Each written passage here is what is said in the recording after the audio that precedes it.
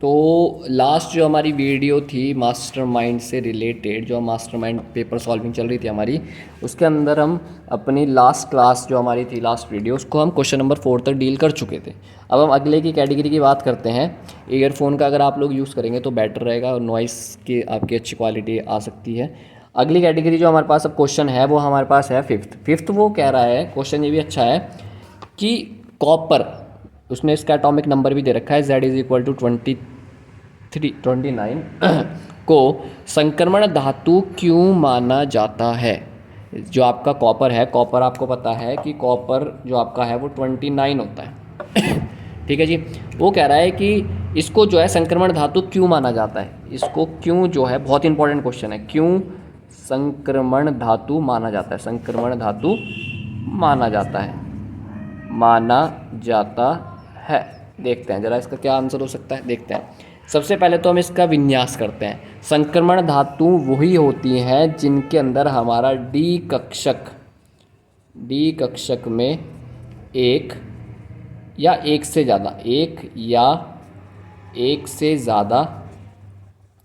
ज़्यादा अयुग्मित इलेक्ट्रॉन उपस्थित हो। अयुग्मित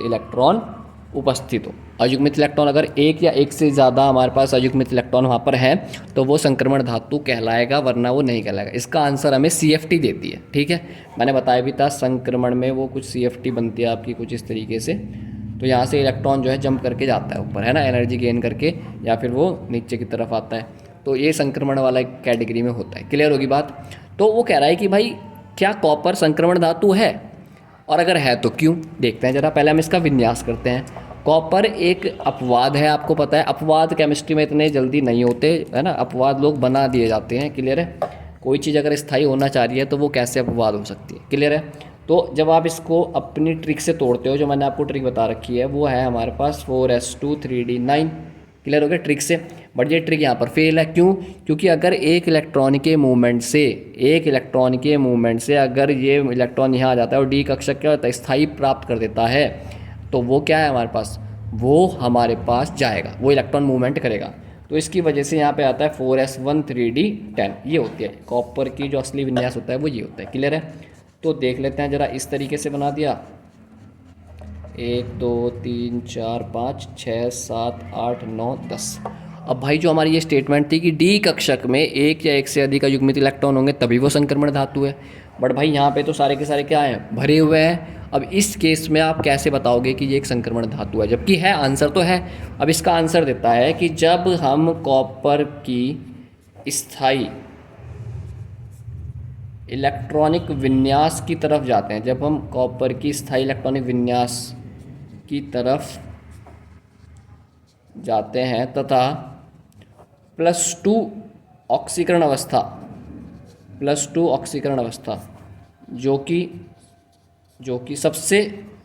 कि सबसे कॉमन, मतलब अगर आप कॉपर को कॉमन है तब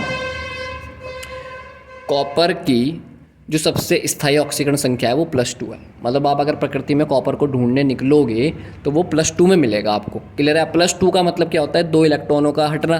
तो यहाँ से आपका एक इलेक्ट्रॉन जाएगा और एक इलेक्ट्रॉन जाएगा 3d10 से।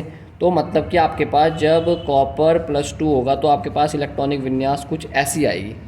और जैसे ही आपके पास 3d9 आया है, 1 2 3 4 5 6 7 8 और 1 9, अब यहाँ पे एक आपके पास इलेक्ट्रॉन क्या हो गया, अयुग्मित हो गया, जिसके आधार पर आप बोल सकते हो कि कॉपर एक क्या है, संक्रमण धातु है। क्लियर होगी बात।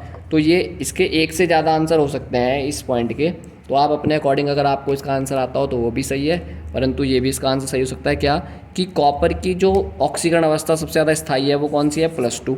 अगर +2 इसकी ज़्यादा स्थायी है तो मतलब कि जब हमने इसमें से 2 इलेक्ट्रॉन निकाल दिए तो अब देखा हमने कि तो 3d9 बन रहा है। ठीक है। तो इसके आधार पर आप बता सकते हो कि कॉपर एक संक्रमण धातु है। क्लियर होगी। जिंक नहीं है। अब जिंक में भी अगर आप ये पैटर्न लगाओगे ना, जिंक में लगाओ जरा 4s2 3d10। क्लियर है। अब जरा देखते हैं जरा क्या सही है क्या ये स्टेटमेंट। अगर हम जिंक की कॉमन ऑक्सीकरण अवस्था देखेंगे तो वो +2 ही होती है। मैंने अभी भी पिछले क्वेश्चन में भी बात करी थी कि केवल +2 ही दिखाता है तो। क्लियर है। तो इस केस में आपका क्या होगा कि +2 ऑक्सीडेशन स्टेट में आपके 2 इलेक्ट्रॉन यहाँ से निकलेंगे, तो बचेगा क्या, 1 2 3 4, 3D10, 1 2 3 4 5 6 7 8 9 10, कंप्लीटली फिल्डेड है अभी भी भाई साहब। तो अगर ये कंप्लीटली फिल्डेड है तो इस केस में क्या होगा, ये आपका संक्रमण धातु अभी भी नहीं होगा, पहले भी नहीं था अभी भी नहीं है। क्लियर हो गया। जिंक के पूरे सदस्य ग्रुप नंबर 12 के सदस्य संक्रमण धातु नहीं है।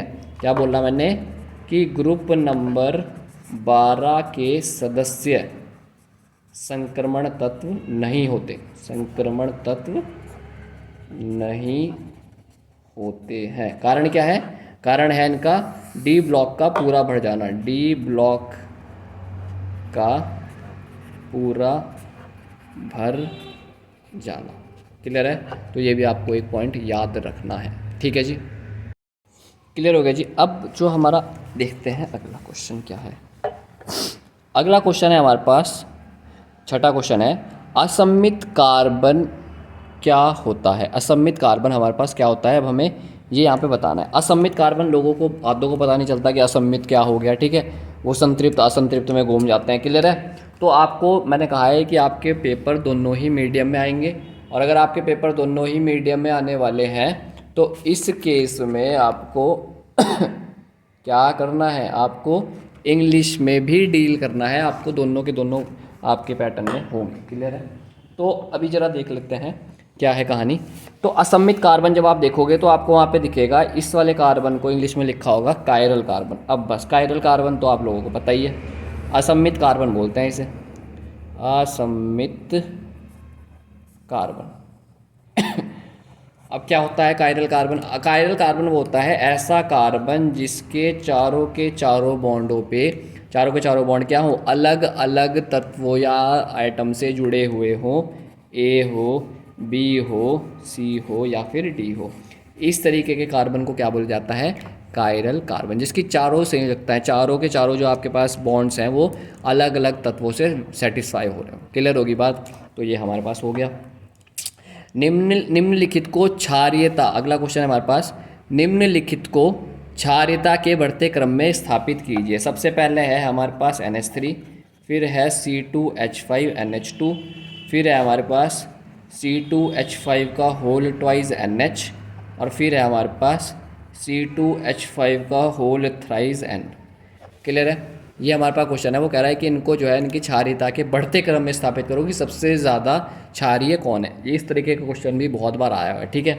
अच्छा, इन तरीके के जो आपके क्वेश्चन होंगे, मैं इसके लिए आपको एक चीज़ बता देता हूँ, मैं आपको एक मेंशन करवा देता हूँ एक चीज़। वो क्या है, ये अमीन वाला चैप्टर में से है। देखो, सबसे पहले इस पर भी अयुग्मित इलेक्ट्रॉन है, इस पे भी अयुग्मित इलेक्ट्रॉन है, इस पे भी अयुग्मित इलेक्ट्रॉन है, और इस वाले नाइट्रोजन पर भी अयुग्मित इलेक्ट्रॉन है। क्लियर है। कहाँ से आया अयुग्मित इलेक्ट्रॉन, देखो जी, नाइट्रोजन कितने बॉन्ड बनाता है, 1 2 3। नाइट्रोजन के आउटर मोस्ट में लुईस स्ट्रक्चर आपने बनाए होंगे तो आपने देखा होगा ये 5 बनाता है इस तरीके से। क्लियर है। और हाइड्रोजन कितने चिपक रखे इसके हाथ, ये एक हाइड्रोजन, ये एक हाइड्रोजन और ये एक हाइड्रोजन। तो ये पूरा फुलफिल हुआ, ये फुलफिल हुआ और ये भी फुलफिल हुआ, और ये जब इन तीनों से लिया तो ये इन तीनों से मिलेगा। तो आपके पास ये वाले जो इलेक्ट्रॉन है ये अयुग्मित इलेक्ट्रॉन है, ये किसी को उपसय संयोजी बंध द्वारा दिए जा सकते हैं। क्लियर है।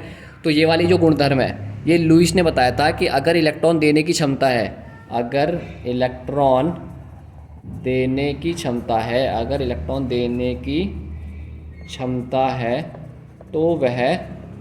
तो वह क्या बन जाएंगे हमारे पास, लुईस बेस बन जाएंगे, लुईस बेस, लुईस क्षार। क्लियर है। वो लुईस बेस कैटेगरी में चले जाते हैं। क्लियर है। तो ये भी देखो, N के साथ 3 बॉन्ड जुड़े हुए, यहाँ पर भी N के साथ 2 हाइड्रोजन है और एक ये पूरा का पूरा बॉन्ड है C2H5 का। यहाँ पर N के साथ 1 हाइड्रोजन है और 2 आपके कौन है, C2H5। तो 3 बॉन्ड ही बना रहा है हर जगह, यहाँ पर भी 3 बॉन्ड बना रहा हूँ। ठीक है। अब मेन चीज़ आती है कि जो आसानी से दे दे वही तो सबसे अच्छा बेस होगा, जो आसानी से अपने इलेक्ट्रॉन देगा वही तो क्या होगा, जिस पे नाइट्रोजन पे सबसे ज़्यादा इलेक्ट्रॉनों की अधिकता होगी। इन वाले क्वेश्चन में आपके याद रखना है एक चीज़, अगर ये जो आपका क्रम पूछा गया है ये गैसीय माध्यम में है, अगर ये गैसीय माध्यम में पूछा गया है, गैसीय माध्यम में पूछा गया है तो आंसर कुछ और होगा। और अगर ये किस में पूछा गया है, जल में, वाटर में पूछा गया है, वाटर मतलब वाटर माध्यम में पूछा गया है कि जल में बताओ, तो इनके आंसर अलग होंगे। क्लियर है। अब याद रखना, वाटर माध्यम में तो भाई साहब इसके 2 कैटेगरी बनती हैं। वाटर माध्यम में समझ लेना, अगर आपके पास होगा C2H5 तो क्रम होगा हमारे पास, अगर C2H5 होगा नाइट्रोजन के साथ चिपका हुआ C2H5 C2H5 C2H5 जल के केस में, ठीक है। तो आपको याद रखना है कि सबसे ज़्यादा 2 डिग्री 213 होता है, ठीक है। 231 और 213 इस कैटेगरी में हमारे पास आता है, ठीक है। तो क्लियर है। तो इस वाली कैटेगरी